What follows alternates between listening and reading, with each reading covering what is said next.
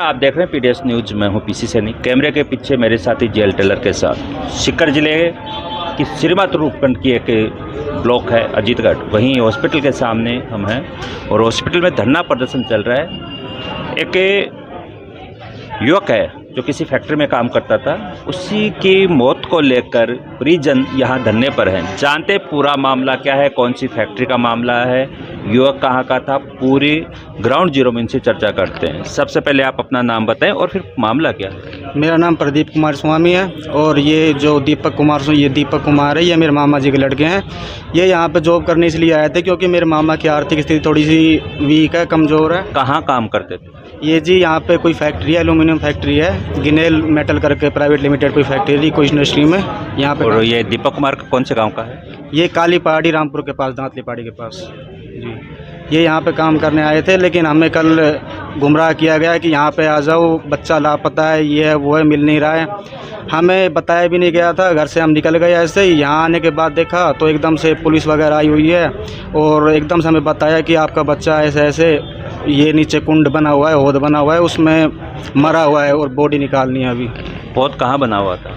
ये जो फैक्ट्री है उसके साइड में दो कुछ वो हैं, उनके बीच में बना हुआ है जी। उसके बाद क्या हुआ? उसके बाद हमने जाकर देखा, हमें एकदम से बताया गया कि आपका, पुलिस ने बताया कि आपका बच्चा डिप्रेशन में है, उन्होंने सुसाइड किया। एकदम से हम घबरा गए, हमारे तो हाथ पैर ही फूल गए थे सुन के कि ऐसा कैसे हो। आप ये कह रहे हो भाई पुलिस ने आपको बताया कि सुसाइड किया है, तो पुलिस को कैसे, पुलिस ने डायरेक्ट बोल दिया आपको या फिर? जी, ये बोला गया है कि हमें बोला गया है कि आपके बच्चा डिप्रेशन है, मतलब उसने सुसाइड किया है। तो आपने पूछा पुलिस से भाई ये किस तथ्य पे आप कह रहे हो कि भाई कि डिप्रेशन में था, कैसे क्या? उस टाइम जी बिल्कुल घबराए हुए थे हम तो। उस टाइम तो हमें कुछ नहीं सोच रहा था, बस बॉडी को लेके हम हॉस्पिटल में आ गए थे।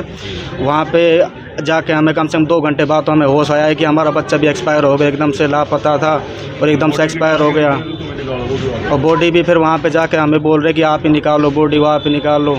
लेकिन हम तो कैसे निकालते, हमारे तो हाथ पैर ही एकदम से ऐसे हो गए थे बिल्कुल ही, क्या बताएं आपको जी। बॉडी किसने निकाली? बॉडी वहाँ के वर्करों ने निकाली। जब उन्होंने बोला था यहाँ पे कोई शायद पुलिस वाले ऐसा ही थे या कौन थे, उन्होंने बोला कि ये कैसे निकालेंगे, ये तो वैसे ही इनके साथ में है, तो आप एक काम करो, इनके आप वर्कर लेके आ जाओ, आप निकाल लो। फिर उन्होंने हेल्प करवा के उन्होंने निकाली थी। उसके बाद बॉडी को कहाँ लेके आए? बॉडी को फिर सीधा हॉस्पिटल में लेके आए थे पोस्टमार्टम के लिए। तो जो कंपनी के मालिक हैं वहाँ के, उनसे आपकी कोई बातचीत हुई इस मामले में कि भाई क्या है मामला, उससे जानने की कोशिश? किसी ने कुछ नहीं बताया, किसी ने सिर्फ ठेकेदार मिला था। ठेकेदार बस कह रहा भाई साहब मुझे पता ही नहीं है कुछ भी, मैं यहाँ पे था ही नहीं। तो हमें तो कोई ऐसा ही नहीं मिला जो हमें बता दे कि किस क्या हुआ है क्या नहीं हुआ। हम तो पूरी रात से भटके हुए हैं, हमें तो पूरी रात से कुछ नहीं पता लग रहा कि क्या हो रहा है क्या नहीं हो रहा। आज सुबह तक भी नहीं पता लग रहा हमें क्या नहीं हो रहा, क्या कुछ नहीं पता हमें। पुलिस का क्या कहना है इस मामले में? पुलिस कुछ बता ही नहीं रही है अभी तक। बातचीत की पुलिस?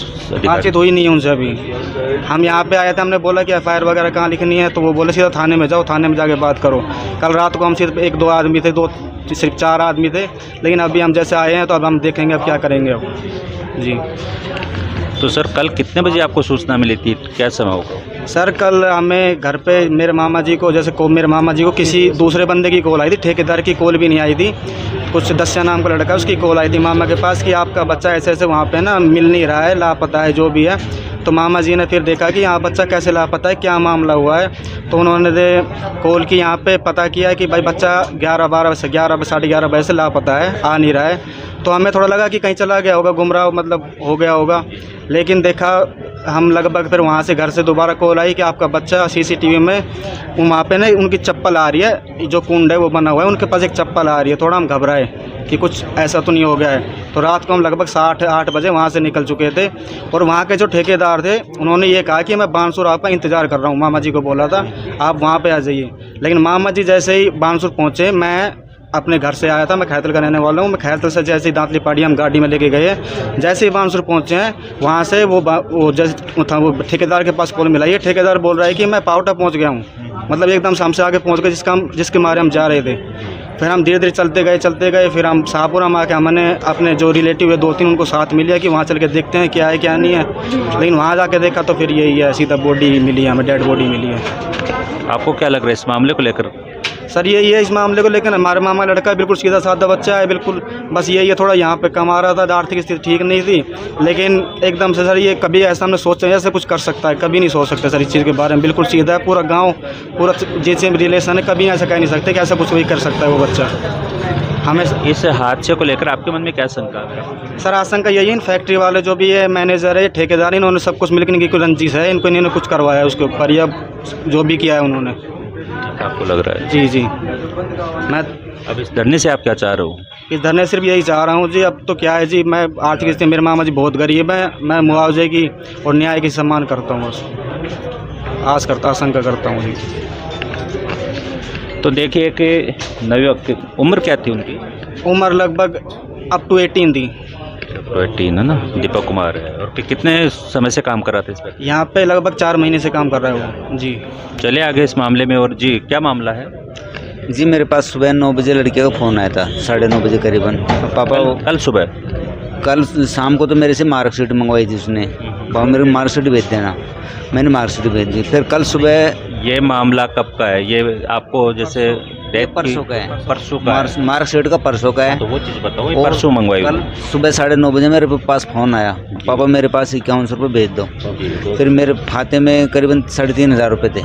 फिर मैंने किसी से मांगे, लेकिन वो फिर मैं ये पूछा काम करता है तो ठेकेदार से पास ले ले तू पैसे। फिर ठेकेदार ने मेरे नंबर बता दिए, उन्होंने मेरा नंबर बता दिया लड़के ने।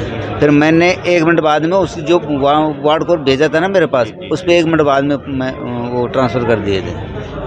मतलब उसके बाद मेरी कोई बात नहीं है। उसके बाद आपकी बात नहीं? उसके बाद नहीं है सर। तो मतलब उन्होंने ट्रांजैक्शन भी किया है, ठेकेदार ने पैसे आपको भेजे, मेरे को भेजे, बच्चे ने आपको कोड भेजा, हाँ जी। बार कोड पे जिस पे ट्रांसफ़र करना है, या फिर आपने बच्चे को किया जो बार कोड भेजा था? बच्चा मेरे पास की बार कोड भेजा था, ये देखो ना आपको दिखाता हूँ, उसने मेरे पास बार कोड भेजा था।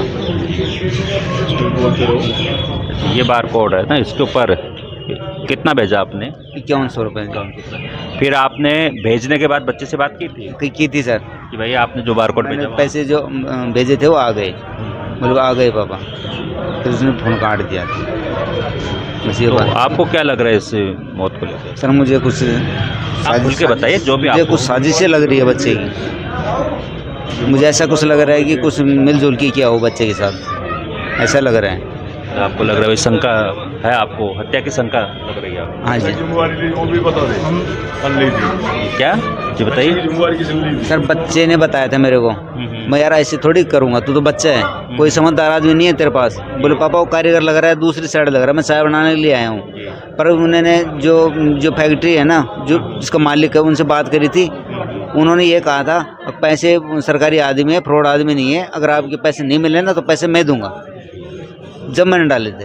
ये किसके लिए, जो आपने ये जो इस ट्रांजैक्शन की बात करी है, दूसरा और कोई है? इसी की बात, किस में लगने की बात थी? सरकारी नौकरी थी क्या? हाँ जी, कुछ रेलवे का नाम लेकर ये फ्रॉड किया गया है, उसके साथ पैसे डाले फ्रॉड करके। तो देखिए, परिजनों के दिमाग में कई सवाल उठ रहे हैं, जैसे कि ट्रांजैक्शन भी करवाया गया, पैसों का लेन देन भी हुआ है, और स्पष्ट स्थिति सामने नहीं आ रही है। स्थिति सामने लाने के लिए ही ये लोग धरने पर बैठे हुए हैं।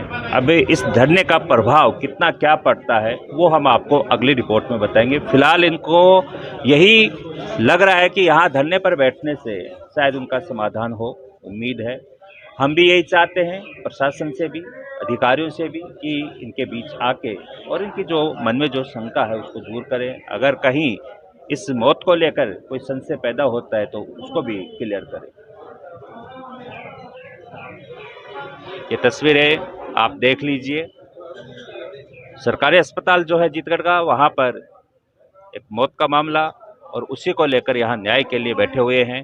पूरा इस मामले की सच क्या है वो एक जांच का विषय है, और एक न्याय की उम्मीद में या सच जानने के लिए परिजन यहाँ पर। 4 महीने का दीपक कुमार अजीतगढ़ में फैक्ट्री में काम करने के लिए आता है, लेकिन कल संदिग्ध परिस्थितियों में जब उनके शव की सूचना उनके परिजनों को मिलती है तो यहाँ पे आते हैं, और यहाँ आने के बाद स्थिति उनके समझ में नहीं आती है। इनका जैसे 1-2 बात इन्होंने कही, पुलिस आते ही इनको ऐसा ही आरोप लगा रहे हैं। हम इस बात की पुष्टि नहीं करते कि जैसे पुलिस का कहना है कि डिप्रेशन में था, सुसाइड कर लिया।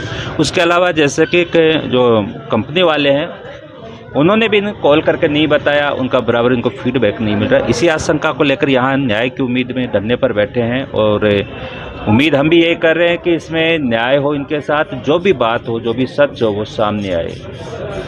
अब तक इस ग्राउंड जीरो में इतना ही। जो भी अपडेट आएगा इस खबर का हम आपको देंगे। कैमरे के पीछे मेरे साथी जेल टेलर के साथ मैं पीसी सैनी। धन्यवाद।